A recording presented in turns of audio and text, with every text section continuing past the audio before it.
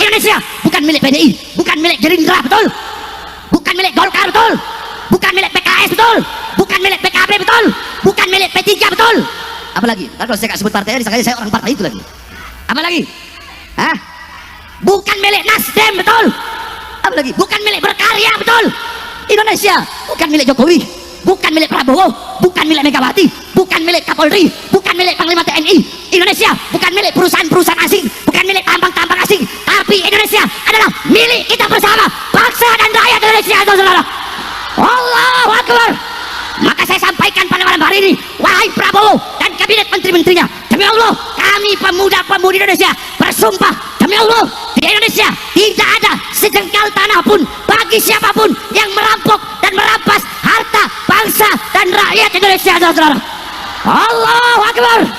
Saya tanya semua rakyat, apakah akan memberi walaupun sejengkal kepada para koruptor, kepada para pengkhianat bangsa, kepada pengkhianat bangsa, kepada partai politik manapun? Nah, jadi kalian semua jangan macam-macam. Sekali lagi saya bilang, saya cuma takut sama saya punya ibu dan sama saya punya pawang. Selain daripada itu iblis saya bahkan. Waktu tanggal 20 Habib, pas pelantikan Prabowo waktu itu, anak ceramah di Lampung dan hadir puluhan ribu. Makanya nggak heran satu minggu habis anak ceramah, ada yang datang ke Lampung pawai-pawayan pakai tank. Waktu itu 20 Oktober pas pelantikan presiden. Orang-orang banyak saya lihat ngomong, wah kalau Prabowo jadi presiden, Habib Bahar nggak bakal berani ceramah keras-keras ini, nggak bakal berani bersuara ini. Tanggal 20-nya kemarin saya ceramah di Lampung pas pelantikan presiden lagi. Saya ceramah apa saya bilang? Segala kebijakan-kebijakan Prabowo yang menguntungkan rakyat akan didukung oleh rakyat. Betul? Betul? Kebijakan-kebijakan pemerintah Prabowo yang menguntungkan rakyat, yang pro kepada rakyat, khususnya rakyat kecil, rakyat susah, rakyat yang kelaparan, pengangguran, maka kebijakan yang menguntungkan rakyat itu akan kami dukung. Betul? Betul? Terus saya sampaikan lagi ada ujungnya itu. Apa ujungnya? Tetapi kalau sampai Prabowo dan kabinetnya, pemerintahannya membuat kebijakan-kebijakan yang menyengsarakan rakyat, melaporkan rakyat, menderitakan rakyat, saya akan pimpin rakyat untuk melawan mereka, berjuang sampai titik darah menghabiskan, saudara. Allahu Akbar. Ketika saya menyimak, Pak, dari pidato Pak Prabowo itu yang mengatakan kabur aja dulu ke Yaman ya, endingnya ya. Saya itu ketika melihat video fullnya itu menangkap 3 poin gitu loh. Yang pertama, Pak Prabowo itu kesal terhadap orang-orang yang pinter tapi doyannya korupsi. Yang kedua, poinnya itu tentang para pengusaha, elit-elit pengusaha itu nggak nasionalis gitu. Manfaat untuk negara ini kurang. Jadi mereka itu mementingkan keluar gitu, masalah keuangannya itu lebih mengalir keluar. Yang ketiga, Indonesia gelap. Nah, kita tahu ketika Indonesia gelap itu yang turun dari kelompok mahasiswa, ada lagi bendera One Piece. Narasi ini kaitannya berulang kali ini terus Bang yang dinarasikan, ada kaitannya dengan Mbak Alawi. Biar enggak apa-apa. Iya. Saya tahu. Enggak, jadi kalau kita sinkronkan dari 3 poin itu, apa sangkutannya dengan Mbak Alawi gitu loh? Enggak, Bang, saya jawab. Ya, silakan Bang. Jadi gini, Presiden Prabowo itu di dalam pidatonya itu mengulik sejarah. Kenapa dia mengulik sejarah? Untuk menjawab isu Indonesia gelap. Sejarah pemberontakan di negara Republik Indonesia ini mulai dari DITII, Permesta, semua APRA sampai ke gerakan 30 September PKI. Kenapa sih Pak Prabowo mengulik sejarah sebelum menyampaikan statement intinya? Karena memang bangsa ini didirikan oleh founding father kita ini untuk mesejahterakan umat, bukan untuk dikorupsi. Betul, saya sepakat. Tadi apa kata Ucu Harum? Bukan untuk korupsi. Negara ini didirikan untuk kesejahteraan rakyat, bukan untuk kepentingan pengusaha. Dan negara ini untuk kepentingan rakyat, bukan untuk kepentingan elit politik. Nah, tetapi kenapa Presiden mengulik sejarah? Karena di dalam catatan sejarah bangsa Indonesia, siapa itu pemberontak G30 SPKI? Itu adalah Habib dari Yaman, namanya Musa Al-Munawar, Fahrul Barokah, DNID. Itu yang pertama. Kemudian yang kedua, Ini masalah pemberontakan, masalah gerakan 30 September PKI, ya kan? Masalah korupsinya sekarang. Siapa koruptor terbesar? Itu Rija Khalid. Berapa ratus triliun yang digondol sampai sekarang dia dapat notis. Dan itu jelas-jelas itu. Itu sebelahnya itu dari Ba'alawi, dari Yaman. Kan begitu. Kemudian yang menyampaikan isu Indonesia gelap, siapa yang mempopulerkan? Najwa Shihab. Siapa Najwa Shihab? Anaknya Quraisy Shihab, seorang mufassir, ahli tafsir. Siapa itu? Dari Yaman, dari Ba'alawi. Nah, kemudian kita lihat lagi pemberontakan FPI, Front Pembela Islam. Siapa gembongnya? Rizik Shihab. Siapa Rizik Shihab? Ba'alawi dari Yaman. Kan gitu. Kemudian kita lihat lagi pemberontakan HTI yang sekarang udah dibubarkan juga. Afiliasinya kemana? Ke FPI lagi. Nah, dari sekian rangkaian pemberontakan yang ada di Nusantara ini, dari sekian rangkaian koruptor terbesar di Indonesia ini, ya kan? Belum lagi itu si Said Akil Hussein Al-Munawar, Pak Satria. koruptor pertama di Indonesia pasca reformasi di era Megawati Soekarno Putri, seorang menteri agama namanya Habib Said Akil Hussein Al-Munawar. Itu koruptor pertama yang menjadi cikal bakal koruptor selanjutnya sampai saat ini. Itu dari Yaman. Nah, belum lagi yang menjadi pelaku sodomi, ya kan? Semua itu, ya kan, dari Yaman. Nah, makanya pidatonya Presiden Prabowo kemarin itu, setelah mengulik sejarah, saya rekam loh dan saya catat poin-poinnya Prabowo itu. Dia menyampaikan, karena Indonesia gelap, katanya Indonesia ini terang. Yang mengatakan Indonesia gelap ini matanya burem. Mau kabur, silahkan kabur. Mau kabur kemana? Ke Yaman, silahkan. Itu kata Prabowo, jangan ditambah-tambahi. Kenapa Prabowo menyampaikan itu Yaman? Karena memang dia sudah tahu biang kerok kerusuhan, pemberontakan dan korupsi di Indonesia ini itu mayoritas didominasi oleh yang berasal dari Yaman. Pak Satria, Mulai boleh nggak dari saya bertanya? PKI-nya, mulai dari Boleh nggak bertanya? mulai dari Muso, sodomi, ayahnya Muso itu mulai siapa? dari provokasinya, mulai dari ahli fitnahnya, Muso mulai itu dari ayahnya siapa? mencaci kiai ulamanya, itu semua dari Yaman. Bunda. Kan gitu.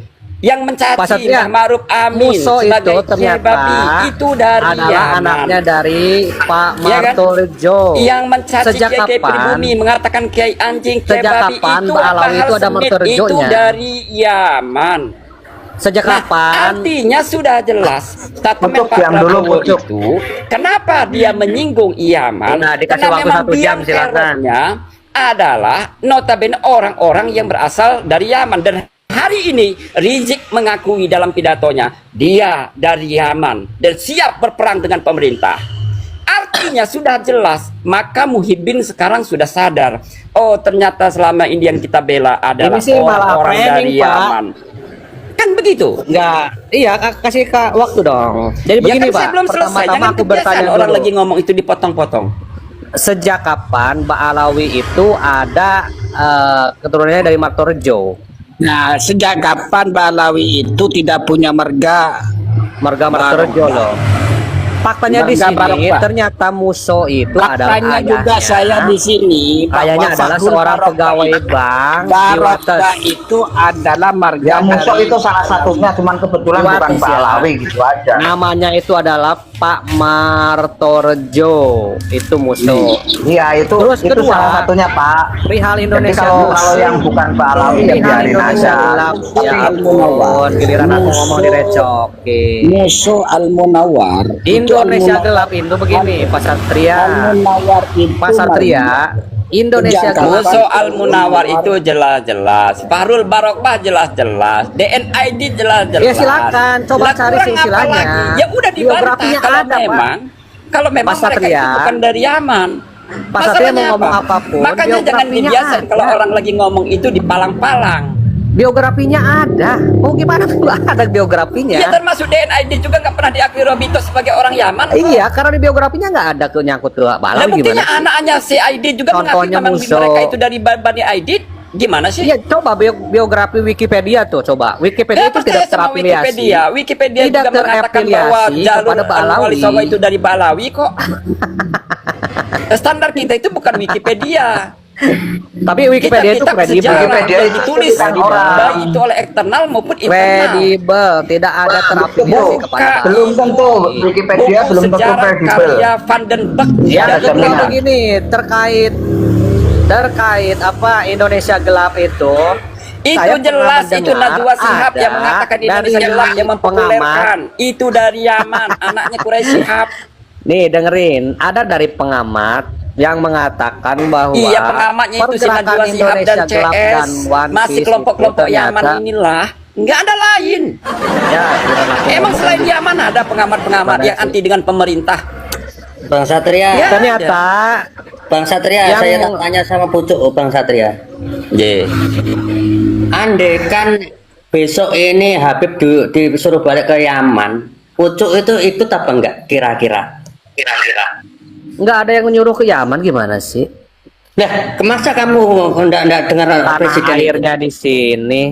Tanah air Wahid itu. mana? Kamu yang bikin rusuh di Indonesia, rombongan kamu toh.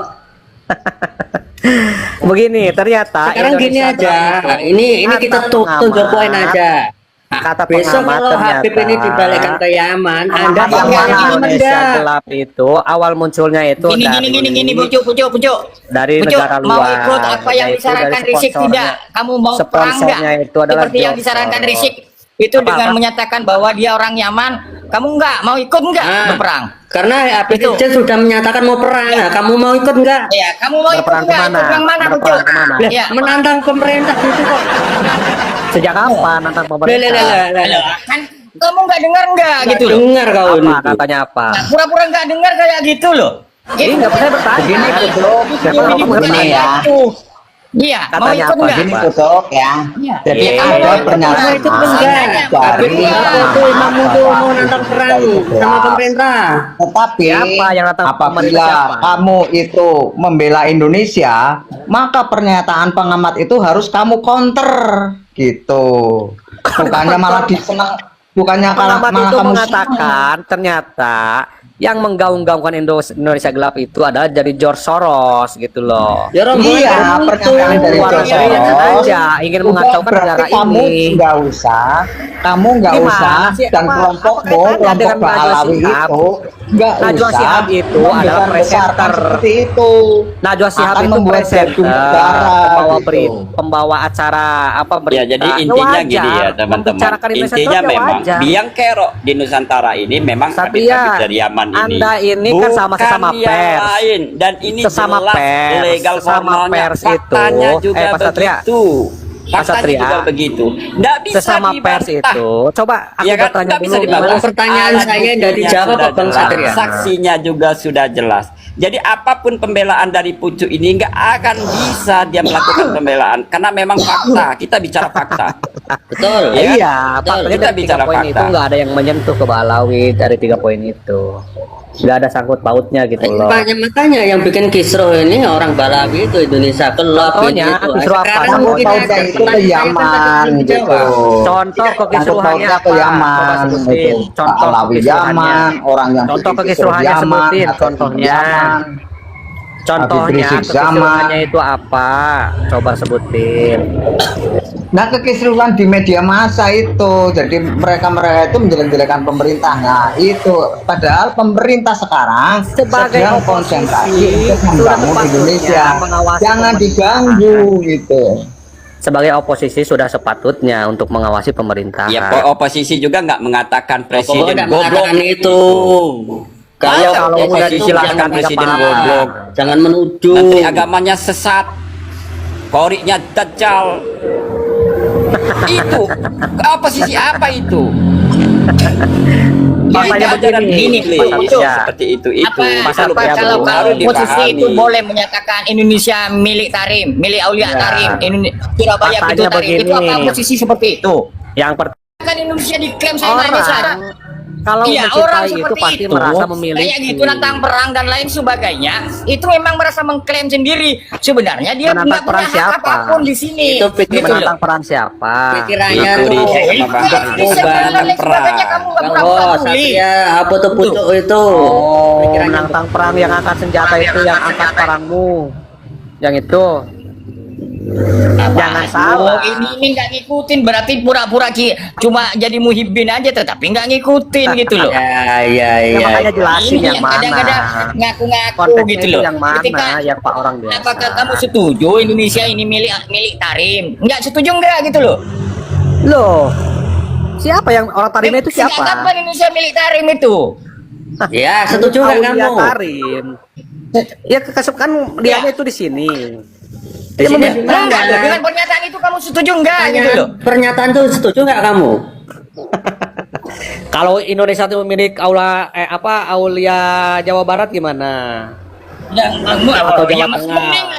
mending lah orang Indonesia Tarim ini Tarim milik siapa Aulia gitu Jawa loh? Tengah. Gimana loh?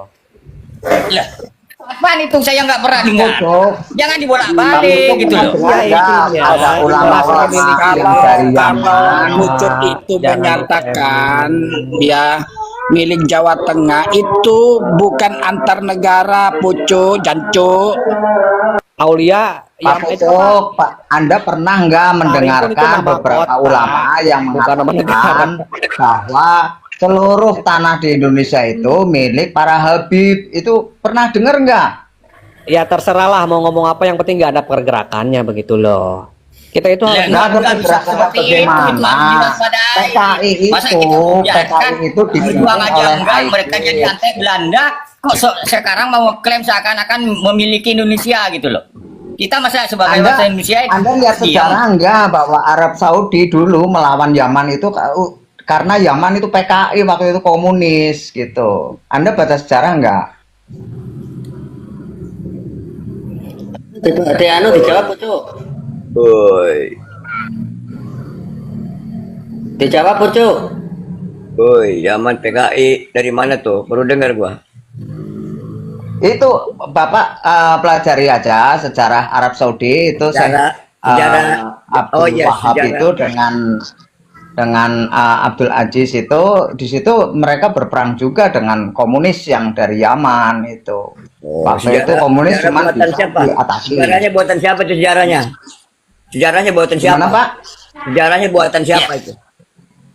buatan Ya sejarahnya ya Bang. sejarahnya buatan sejarawan Pak, sejarawan dan Sejarawan ini siapa? bukan sejarah buatan Bukunya buku apa? orang-orang, bukan Bukunya buatan buku apa ulama. nama judul? Kalau buatan ulama itu terkotak-kotak, ada ulama yang dari Salafi, ada yang dari NU, mereka beda-beda. Ini dari sejarah itu, sejarah dunia, dan ini tercatat itu kan. Jadi kita harus bisa membedakan kamu nggak sejarah tahu yang sejarah PKI, kamu halusinasi ngaco dan kamu. sejarah yang ada faktanya gitu. Kamu ngaco.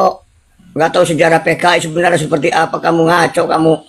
Tahu nggak PKI itu Kamu sejarah yang ngaco, Anda tidak tahu bahwa PKI itu dulu marak banget di Yaman, itu sangat besar sekali PKI di Yaman Itu gitu, sebelum benci. di Indonesia.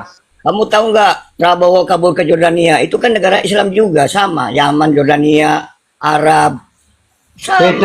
Beda Pak. Yordania itu, Kamu tahu sejarahnya? Yordania itu bukan negara komunis dulu Apa dia kabur ke gitu. Jordania?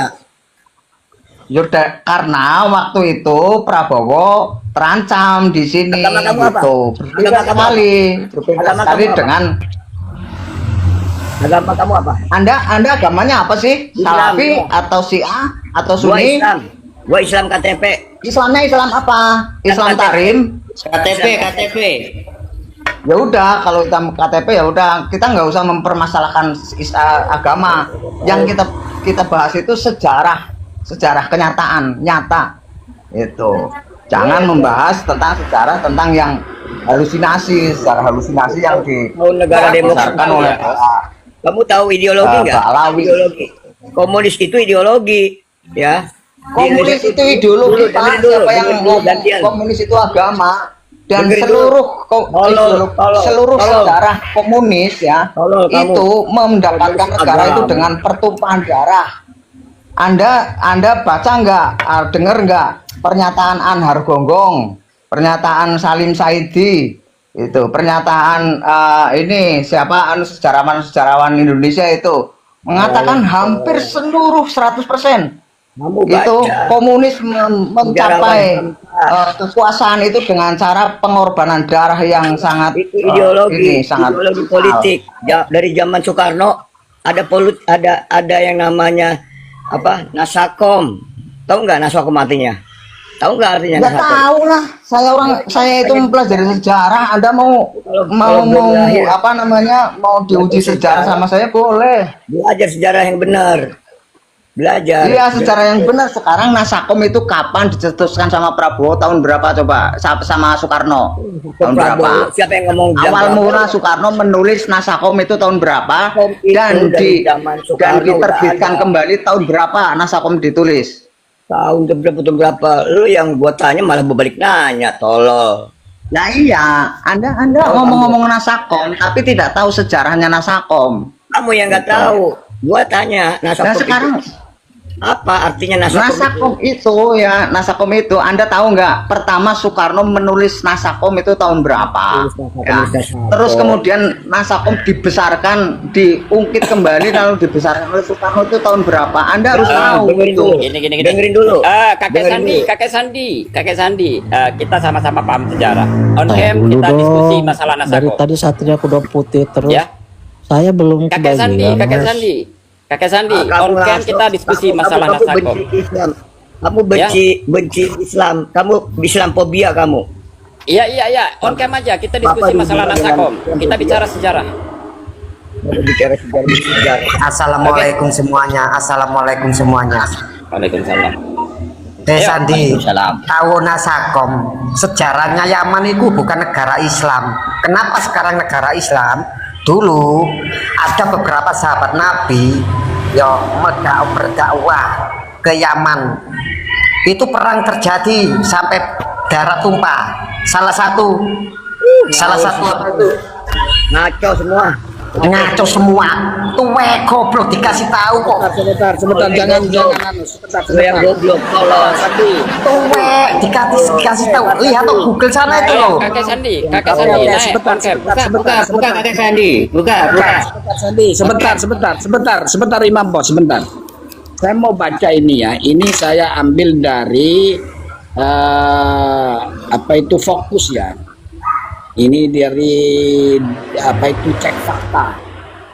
Pada tahun 1986, Partai Komunis Yaman bersama sejumlah partai dan kelompok kiri lain ya.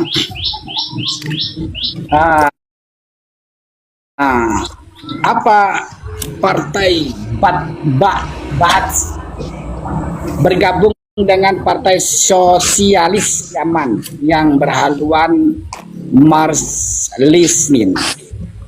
Partai Sosial Yaman berdiri tahun 1978. Ada cukup banyak tokoh dan pentolan kelompok atau partai komunis, sosialis atau Lenisis Yaman seperti selain beberapa yang disebut di atas.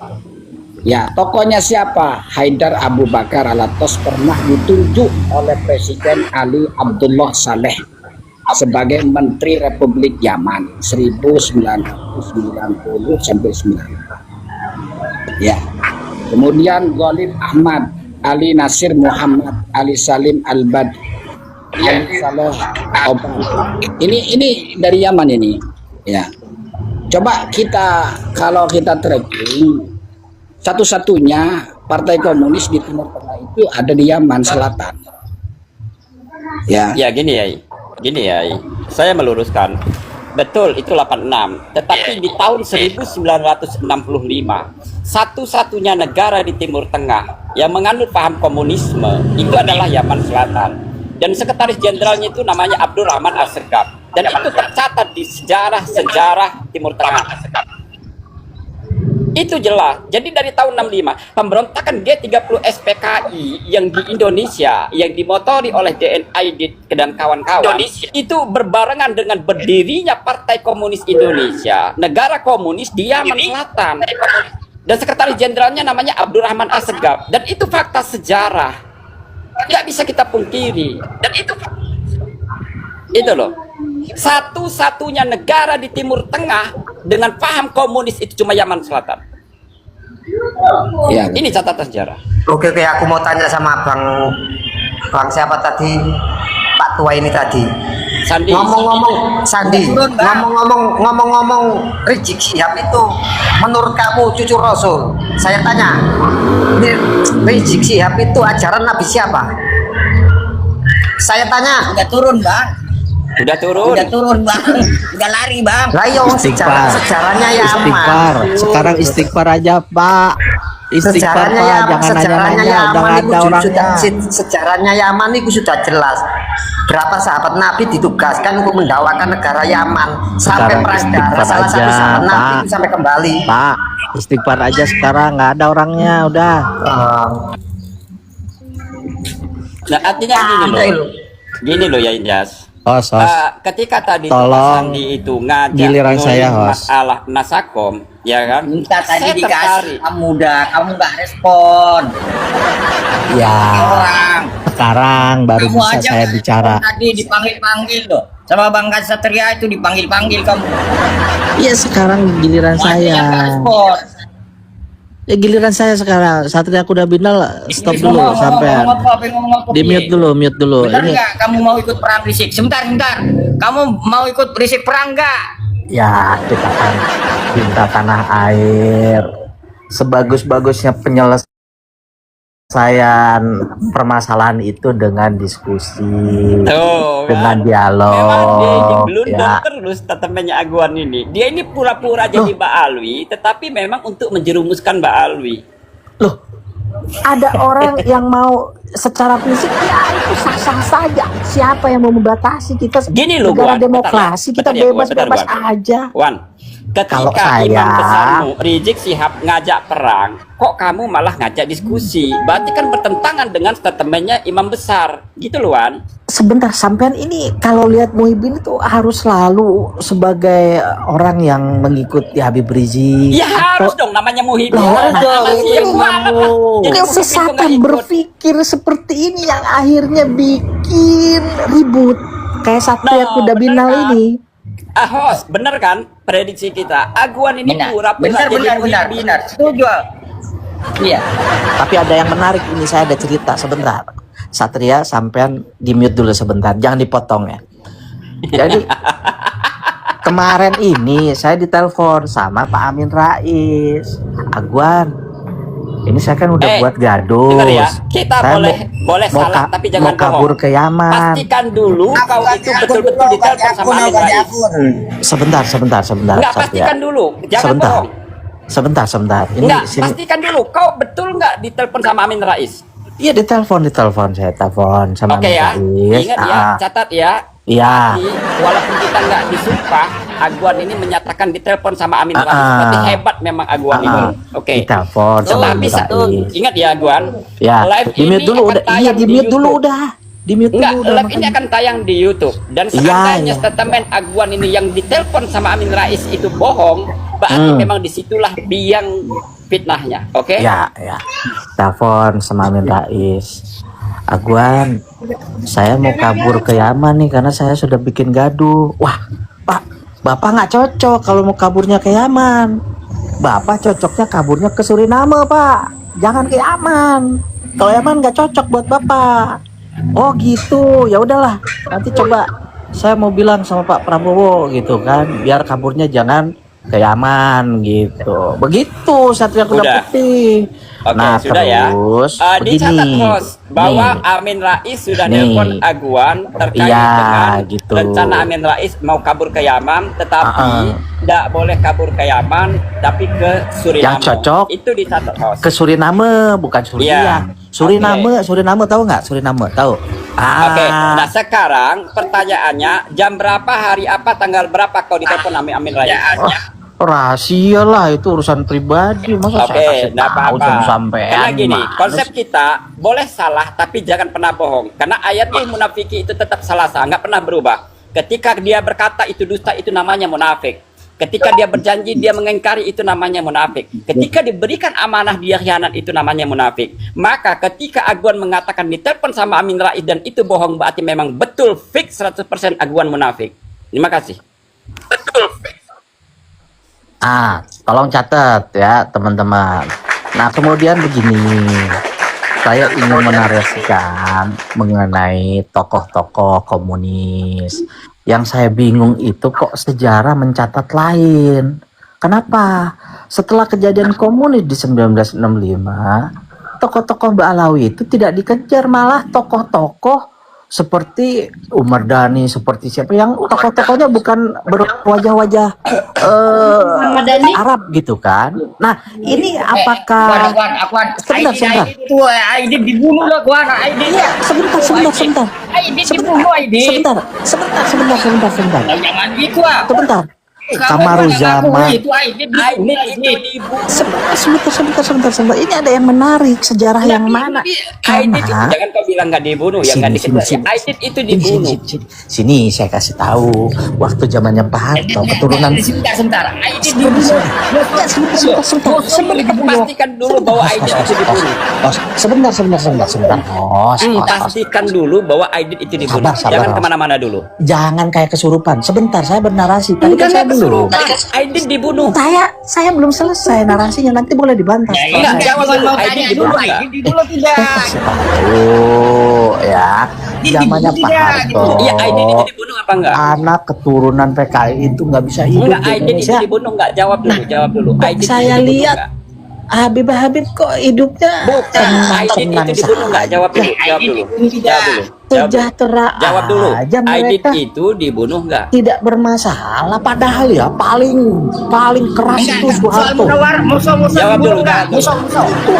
Soeharto loh paling keras loh. Ini ada apa, sejarah yang salah atau sampean ini memang sejarahnya terbolak-balik cara berpikir yang membunuh ini Berbicara sejarah, kalau berbicara sejarah bahwa di makam pahlawan itu tidak tercatat sama sekali dari klan Ba'alawi loh. Ya ini lagi kayak aja sampai narasinya Yang tidak ada diulang-ulang tertembak. Di makam pahlawan itu banyak Habib loh, Ustadz Anjas. Itu namanya banyak Habib itu. Kiai Anjas, Ustadz Anjas. Makanya Aguan ini apa tuh pura-pura tidak membela, tapi dia membela mati-matian sama klan Ba'alawi. Aduh bang, sampean tuh jangan kayak begitu. Dengerin dulu narasi saya ya. Ya narasi saya dengerin sudah berapa lama tadi muter di situ, Ya karena memang ora usah kedabrus aja rumangsa awake iki mulya biasa mawon sok-sokan iku mau rumangsa luwih mulya tinimbang 70 ulama. Akhirnya maca kitabe kuwalik. Maca kitab Arab. Nggih. Arab lah mesti kok kanan kiri, tapi kok kiri nganan ya. Pelajarannya paling ini Budi, ini Bapak Budi nih kok. Maca kitab orang ngerti nahwu sorof ya masalah ngoten nggih. Lah biasa mawon mboten usah kepengin dihormati manusia, biar Allah sendiri yang akan memuliakan kita. Lah kemuliaan apa dia apa besok tengah akhirat. Lan dunya ya apa? Anake dhewe dadi wong saleh, salihah iku pun mulya ngono ya. Aja mbok anggap nek sing mulya kuwi dadi pejabat ngono tok. Aja mbok anggap iku. Ku dilungkas enten ana kok parane 3 huruf buyar sak mulya maneh. Ya, tangkep pipik KPK wis ora ana sing mulya blas.